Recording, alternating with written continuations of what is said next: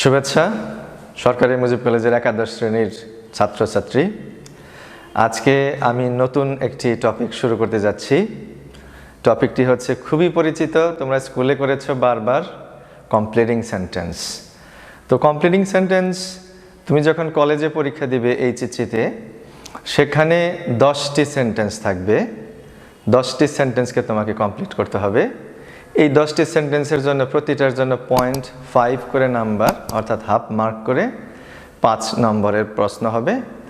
তো ইন্টারেস্টিং ব্যাপার হলো যে তোমার কমপ্লিটিং সেন্টেন্সের এই 10টা সেন্টেন্স কিন্তু তোমার বিভিন্ন রুলে পড়বে না। কোনো সময় দেখবে যে তুমি 50% রুলের মধ্যে আছে, কোনো সময় 70-80% রুলের মধ্যে থাকবে।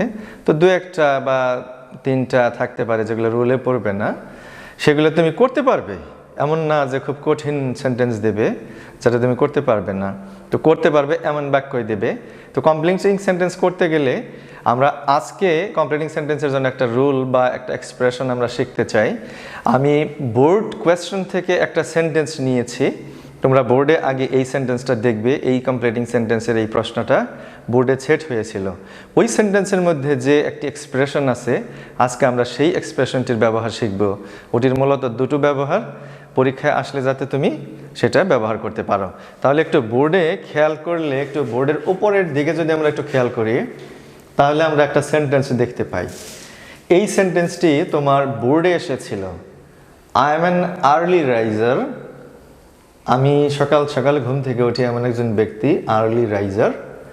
যে রাইজ করে সে হচ্ছে raiser. I am an early raiser. I am use to dash. এখন আই এম ইউজ টুর পরে তোমাকে কমপ্লিট করতে হবে। এই যে ইউজ টু, এই ইউজ টুটাই আজকে আমরা শিখতে যাচ্ছি। দেখো, ইউজ টুর আগে ব্যবহার হয়েছে একটি বি ভার্ব এম। কোনো সময় আবার এম ইজ আর এগুলো থাকে না, সরাসরি আই ইউজ টু থাকে। তাহলে এখানে আবার কেন এম ব্যবহার করলো? এই এবং এই এম থাকার কারণে ইউজ টুর পরে আমরা আসলে কি ব্যবহার করব, সেই জিনিসগুলো আমরা একটু শিখব। তো ইউজ টুর দুটো ব্যবহার আজকে আমরা দুটো ব্যবহারে শিখতে চাই। প্রথমে যদি আমরা একটু এই দিকে তাকাই, তাহলে ইউজ টু যখন মোডাল হিসাবে ব্যবহৃত হয়, অর্থাৎ ইউজ টুর আগে শুধুই সাবজেক্ট থাকবে, ইউজ টুর আগে আর কোনো বি ভার্ব থাকবে না, am is are was were থাকবে না। এমনকি am is are was were পরিবর্তে গেট ব্যবহার করা যায়, সেই গেটও থাকবে না। সরাসরি সাবজেক্ট থাকবে ইউজ টুর আগে, তখন ইউজ টু ডি মডাল। এবং সেক্ষেত্রে দুইটা ব্যবহার আছে। তার মধ্যে প্রথমটি হচ্ছে পাস্ট হ্যাবিটস, অর্থাৎ অতীতকালে যে কাজটি আমরা নিয়মিতভাবে করতাম, কন্টিনিউয়ালি, যেটা আমরা অতীতে করতাম ইন দ্য পাস্ট, এখন সেটা আর আমাদের অভ্যাসের মধ্যে নেই।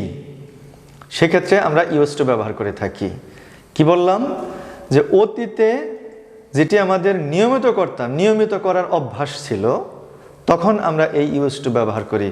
এবং সেক্ষেত্রে ইউজ টুর পরে আমরা ভার্বের প্রেজেন্ট ফর্ম দেব, কারণ ইউজ টু মডাল। ওকে, সেক্ষেত্রে আমাদের স্ট্রাকচারটা হবে এরকম। প্রথমে একটা সাবজেক্ট থাকবে, তারপরে তোমার ইউজ টুটা থাকবে, এবং ইউজ টুর পরে ভার্বের বেস ফর্ম।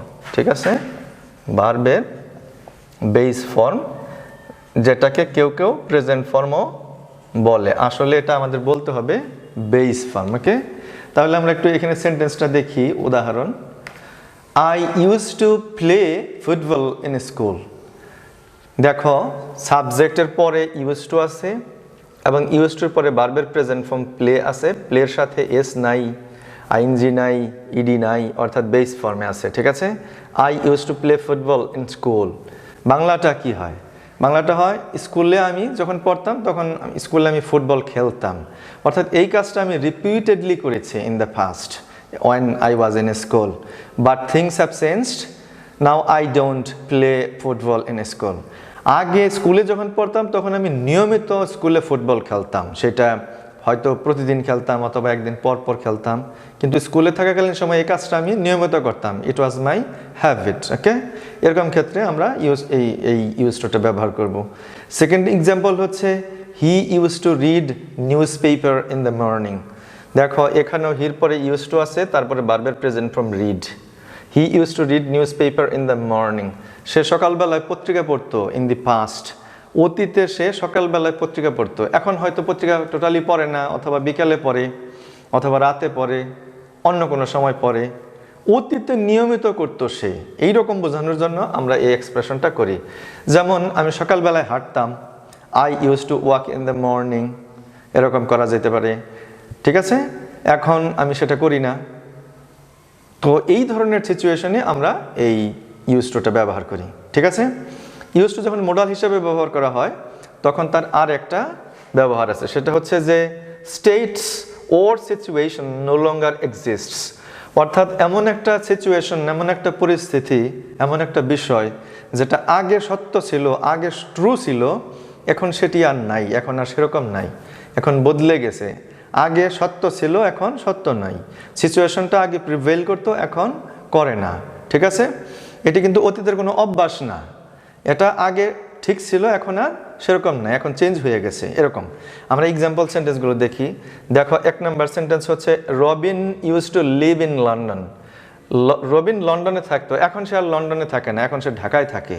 আগে এক সময় লন্ডনে সে থাকতো, এটা দ্বারা বোঝাইছে। এখানে কিন্তু কোনো পাস্ট হ্যাবিটের কিছু নাই, এটা আবার অন্য ব্যবহার।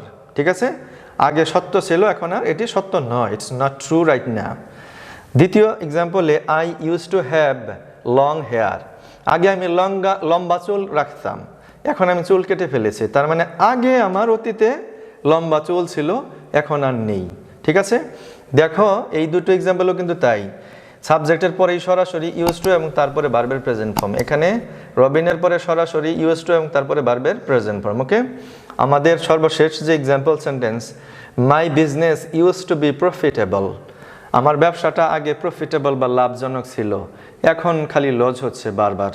তো দেখো, এখানেও ইউজ টুর পরে যেহেতু আমাদের ভার্বের প্রেজেন্ট ফর্ম দিতে হবে, এখানে প্রেজেন্ট ফর্ম হিসেবে বি আছে, বি নিজেই প্রেজেন্ট ফর্ম। ওকে, তাহলে এই হলো ইউজ টুর একটি ব্যবহার। আমরা ইউজ টুর সেকেন্ড ব্যবহারটা যদি আমরা একটু এই দিকে দেখি, তাহলে খুব খেয়াল করে দেখতে হবে, এখানে ইউজ টুর আগে নতুন একটা শব্দ জুড়ে দেওয়া হয়েছে, সেটি হচ্ছে বি। এবং তোমরা জানোই বি ভার্ব মানে কি।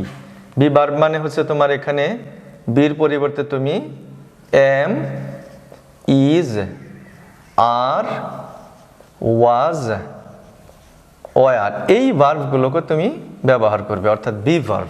ঠিক আছে, বি ইউজ টু অর্থাৎ am use to, is use to, are use to, was use to, এরকম ওয়ার ইউজ টু। এইরকম যদি হয়, ইউজ টুর আগে যদি বি থাকে, তাহলে তার মানে হয় আসলে বি অ্যাকাস্টমড টু, অর্থাৎ অভ্যস্ত হওয়া। ঠিক আছে, আমরা বি ইউজ টুর পরিবর্তে বি অ্যাকাস্টম টু ব্যবহার করতে পারি, কিন্তু ইউজুয়ালি এটা আমরা সচরাচর কথা বলার সময় এভরিডে সিচুয়েশনে ব্যবহার করি না, কারণ এটা খুবই ফর্মাল সিচুয়েশনে ব্যবহার করা হয় বি অ্যাকাস্টম টু। তাহলে বি ইউজ টু এই এক্সপ্রেশনটির মানে হচ্ছে অভ্যস্ত হওয়া, কে কোনো জিনিস করে অভ্যস্ত। ঠিক আছে, এরকম ক্ষেত্রে আমাদের সেন্টেন্সের প্যাটার্নটি হবে তোমার বি ভার্ব, তারপরে ইউজ টু, ইউজ টুর পরে একটা ভার্ব দেব আমরা, এবং ওই ভার্বের সাথে ING. Be use to plus ভার্বের সাথে আইএনজি, অর্থাৎ একটা ভার্ব দেব, তার বেস ভার্বের সাথে আইএনজি। আমরা যদি একটু এক্সাম্পল সেন্টেন্স দেখি, দেখো, I am use to taking tea without sugar. দেখো, আই এম ইউজ টু, এখানে আই সাবজেক্ট, তারপরে একটি বি ভার্ব দেওয়া হয়েছে এম, তারপরে ইউজ টু, তারপরে টেক ভার্বের সাথে আইএনজি দেওয়া আছে। I am use to taking tea without sugar, আমি সুগার ছাড়া, চিনি ছাড়া চা খেয়ে অভ্যস্ত। Second example, he is use to living alone. দেখো, সাবজেক্টের পরে ইজ বি ভার্ব হিসাবে, তারপরে ইউজ টু, তারপরে লিভ ভার্বের সাথে ING. He is use to living alone, সে একা একা বাস করে অভ্যস্ত। She is use to watching English movies, সে ইংরেজি মুভি দেখে অভ্যস্ত। তুমি বলতে পারো যে I am used to speaking English. She is used to cooking. এরকমভাবে সাবজেক্টের পরে আমরা ভার্ব দেব, এবং সেই ভার্বের সাথে সাবজেক্টের পরে একটা বি ভার্ব, অর্থাৎ am, is, are, was, were, তারপরে ইউজ টু, এবং ইউজ টুর পরে আমরা ভার্বের সাথে আইএনজি দেব, এবং এর বাংলা হচ্ছে অভ্যস্ত হওয়া। তাহলে আমরা বোর্ডের সেই সেন্টেন্সটাতে আবার ফিরে যাই। দেখো, I am an early raiser, আমি সকালে ঘুম থেকে উঠি এমন একজন ব্যক্তি, I am an early raiser. তো এখানে দেখো, সাবজেক্টের পরে এম আছে, বি ভার্ব, পরে ইউজ টু আছে, অর্থাৎ এরপরে তুমি যে ভার্বটি দিবে, ভার্ব দিয়ে আইএনজি দিতে হবে। আই এম ইউজ টু, তাহলে কি, আমি যেহেতু সকাল সকাল ঘুম থেকে উঠি, তাহলে আমি সকালে ঘুম থেকে উঠে অভ্যস্ত, আই এম ইউজ টু। এখন ওঠার ইংরেজি তুমি গেট আপও দিতে পারো, রাইজও দিতে পারো। আমি রাইজ দিলাম, রাইজ দিয়ে তার সাথে আইএনজি দিয়ে দিলাম আমি, I am use two rising early. আমি সকালে ঘুম থেকে উঠে অভ্যস্ত। অথবা I am use two getting up early, এটাও সম্ভব। ঠিক আছে, তাহলে যেভাবেই পরীক্ষায় আসুক সেন্টেন্স তোমার কমপ্লিট করতে পারবে। ঠিক আছে, এই হচ্ছে আমাদের ইউজ টুর দুটি ব্যবহার। একটি হচ্ছে যে মোডাল হিসেবে সে ব্যবহৃত হয়, আর দ্বিতীয়টি হচ্ছে যে বি ইউজ টু, বি এর জায়গায় আমরা অবশ্য গেটও ব্যবহার করতে পারি। তো আজকের ক্লাসটি দেখার জন্য তোমাদেরকে ধন্যবাদ, এবং শেষ করি, বাড়িতে চর্চা করো এবং পরবর্তী ক্লাসে খুব শীঘ্রই দেখা হবে। Thank you so much.